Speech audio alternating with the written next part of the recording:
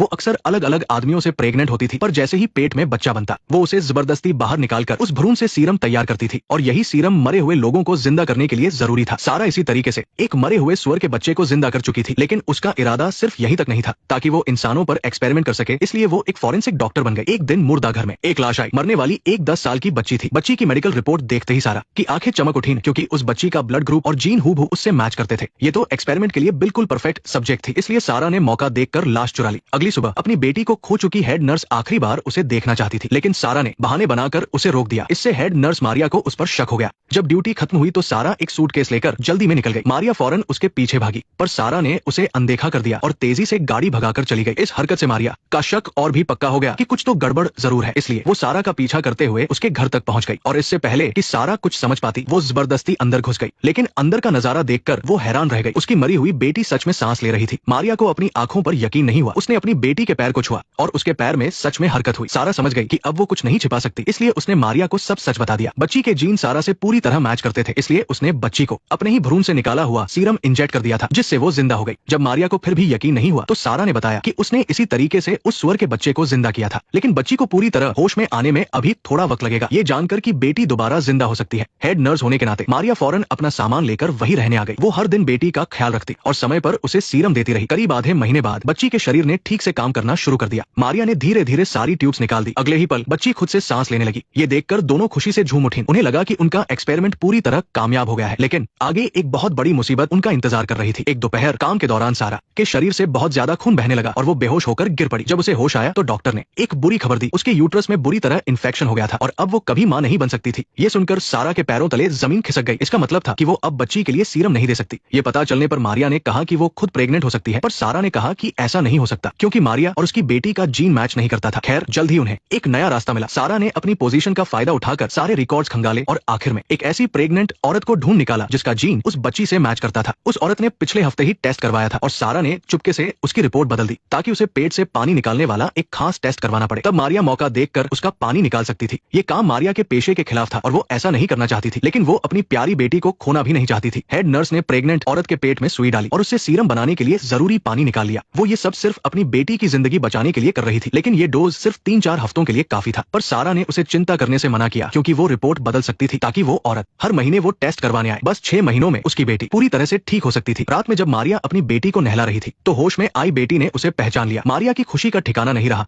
उसे लगा कि उसने जो कुछ भी किया वो सब करना सही था। जल्द ही उस औरत के दूसरे टेस्ट का दिन आ गया, लेकिन जैसे ही मारिया ने पानी निकाला उस औरत ने उसे एक बुरी खबर दी। दरअसल उसका पति बच्चे पर पड़ने वाले असर को लेकर परेशान था, इसलिए उन्होंने एक बेहतर अस्पताल जाने का फैसला किया। ये सुनकर मारिया वही सन्न रह गई। अगर सीरम बनाने के लिए पानी नहीं मिला तो बेटी कभी पूरी तरह ठीक नहीं हो पाएगी। उसके लाख रोकने पर भी वो औरत दूसरा अस्पताल जाने पर अड़ी रही। सीरम का जरिया खत्म हो जाने पर दोनों ने डोज कम कर दिया, पर इससे सिर्फ कुछ वक्त के लिए ही बच्ची की जान बच सकती थी। इसके बाद मारिया ने अस्पताल के सारे रिकॉर्ड्स छान मारे, पर उसे कोई भी मैच करने वाली प्रेग्नेंट औरत नहीं मिली। देखते ही देखते 2 महीने और गुजर गए। बच्ची की हालत तेजी से बिगड़ने लगी। सीरम पूरी तरह खत्म होते ही उसकी जिंदगी भी खत्म होने की कगार पर आ गई। लेकिन मारिया हार मानने को तैयार नहीं थी। अब उसके दिमाग में एक खौफनाक ख्याल आया। उसने अस्पताल के रिकॉर्ड से उसी प्रेग्नेंट औरत का पता निकाला। वो उससे हमदर्दी दिखाने का नाटक करने लगी और मौका देखकर चुपके से उसके ड्रिंक में बच्चा पैदा करने वाली दवा मिला दी। बेखबर औरत ने वो पूरा पी लिया। अगले ही पल वो जमीन पर गिरकर तड़पने लगी। इसके बाद सारा उसे अस्पताल ले गई। हालत बहुत नाजुक थी, इसलिए डॉक्टर्स को ऑपरेशन करके बच्चे को बाहर निकालना पड़ा। बच्चा 3 महीने पहले ही पैदा हो गया, लेकिन उसने हमेशा के लिए अपनी माँ को खो दिया। और उधर मारिया ने चुपके से उस औरत का सीरम हासिल कर लिया। शीशे में खुद को देखकर उसका दिल बहुत बेचैन था, पर उस वक्त मारिया के पास ज्यादा सोचने का समय नहीं था। वो फौरन घर लौटी और सारा के साथ मिलकर सब कुछ तैयार कर लिया। दोनों के मिलकर काम करने से मारिया ने आखिर में अपनी बेटी को एक बार फिर से जिंदा कर दिया। बस इस बार इसकी कीमत किसी और की जान थी। नेक्स्ट